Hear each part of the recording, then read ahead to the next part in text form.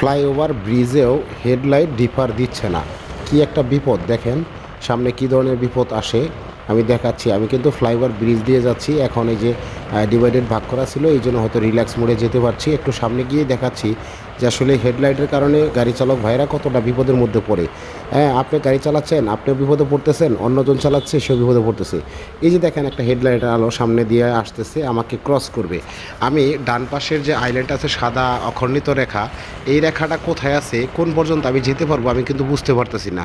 আবার বাম পাশে আরেকটা পান্থ রেখা আছে, পান্থ রেখাটাও আমি কোন পাশে আছে দেখতে পারতেছি না এবং বুঝতেও পারতেছি না। আমি যদি ডান দিকে বেশি চেপে থাকি তাহলে আমাকে ক্রস করা গাড়ির সাথে সংঘর্ষ হবে, আর যদি বামে বেশি চেপে যাই তাহলে কিন্তু আমি ব্রিজ থেকে ছিটকে পড়ে যাব। তাই আমি কোন জায়গা দিয়ে গাড়ি চালাবো বুঝতে পারতেছি না। ভাই সবাই সতর্ক হন, হেডলাইটের সঠিক ব্যবহার করেন, আর ভিডিওটি প্লিজ শেয়ার দেন সকল গাড়ি চালকদের সতর্ক করার জন্য। ভাই অনেক ভয় লাগছে, তাই আমি ভিডিও এখানে শেষ করছি। আল্লাহ হাফেজ।